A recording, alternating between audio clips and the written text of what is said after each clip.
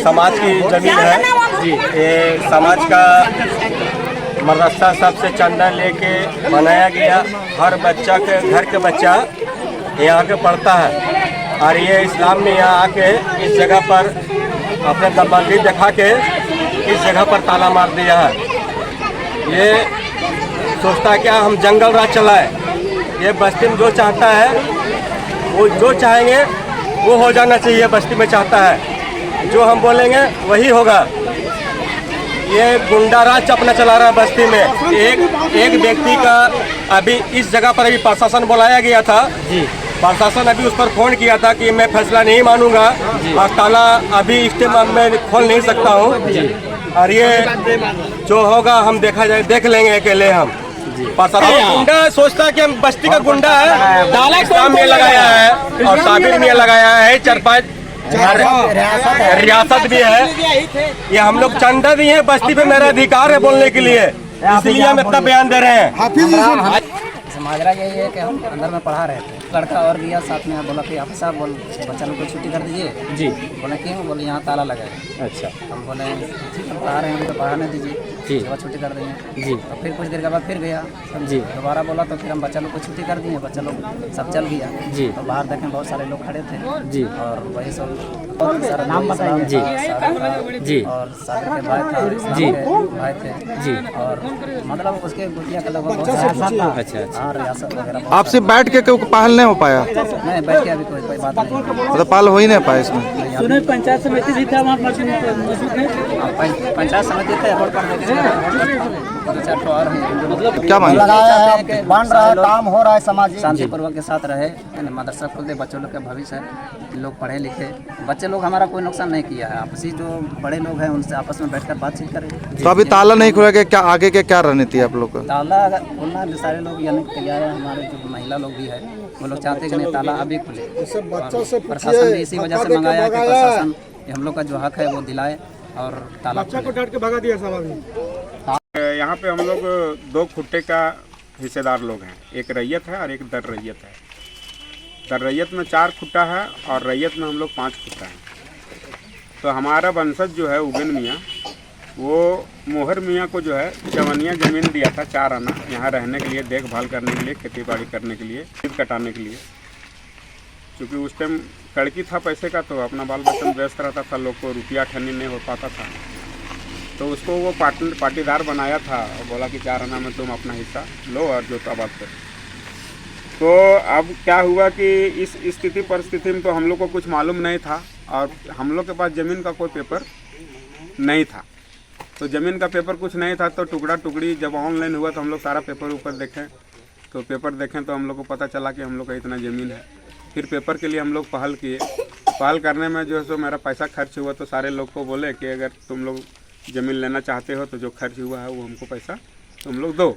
तो वो जो ज़मीन है जिस पे विवाद चल रहा है उसका क्या मामला? जो विवाद अभी चल रहा है वो मस्जिद की ज़मीन है और वो हासिम मियाँ के पिता तुरावली मियाँ और ताहिर मियाँ और सोफ़ी मियाँ, ये तीनों भाई के नाम से डीड है। एक यादव जी से वो डीड लिए हुए हैं।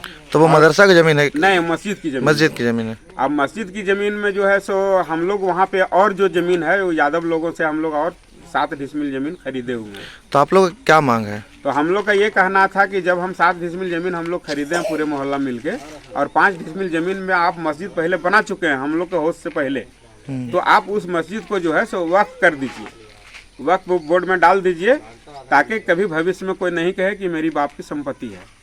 और हम लोग आलिम उलमा से भी बातचीत किए तो बोला कि जब तक वक्फ नहीं करता है तो ये मस्जिद जो है तो उसका पर्सनल होता है और मस्जिद किसी का पर्सनल ज़मीन नहीं होना। तो आप क्या चाहते हैं? तो हम लोग इसके लिए पहल किए तो बोला हम लोग अलग खाएंगे, अलग रहेंगे। तो भाई अलग रहोगे तो हिसाब किताब कर लो और अलग हो जाओ। तो बोला कोई हिसाब नहीं देंगे, जबकि उसके पास हम लोग का अभी 3-4 लाख रुपया जमा पड़ा हुआ। तो आपके अनुसार ये समाधान क्या होगा, इस कैसे होगा? तो ये अब टाइम लिया था कि हम 18 तारीख को आपको क्लियर करेंगे। तो 18 तारीख को जिसके माध्यम से टाइम लिया गया था वो बोला कि इन लोग पहल नहीं कर रहा है, बोल रहा है कि हम लोग इसी तरह रहेंगे, कोई हिसाब किताब नहीं करेंगे। तो हमारे पास जो हमारे पक्ष का लोग थे वो आए कि ऐसे ऐसे बात हुई है, तो आप क्या कहते हैं? हमने क्या विचार बनता है? तो विचार बना के काम करो, अगर ऐसे नहीं मानता है तो मदरसा हम लोग का ज़मीन है, हम लोग का बाप दादा का नाम से, तो मदरसा में ताला जड़ दो और उसके बाद दिक्कत होगा तो इन लोग बात करेगा, नहीं दिक्कत होगा 2 दिन देख लेंगे, तीसरा दिन में हम लोग अपना मदरसे में काम करेंगे। जो बच्चा पढ़ाना या नमाज पढ़ना अपना मदरसे में हम लोग नमाज पढ़ेंगे।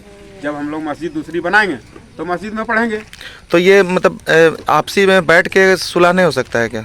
नहीं, हम लोग तो सुलह करने के लिए तैयार हैं। एक के बाद दिगरे सारे लोगों को कह रहे हैं कि बैठ करके वो बात करें, उन लोग बैठ के बात करें, तो उन लोग बैठना नहीं चाहता है कि हम नहीं बैठेंगे, हम नहीं बैठेंगे। आज जब ताला लग गया तो इतना दर्द हो रहा है इन लोग को, इतना दर्द हो रहा है जो लग रहा है कि कोई मर गया हो उसके यहाँ।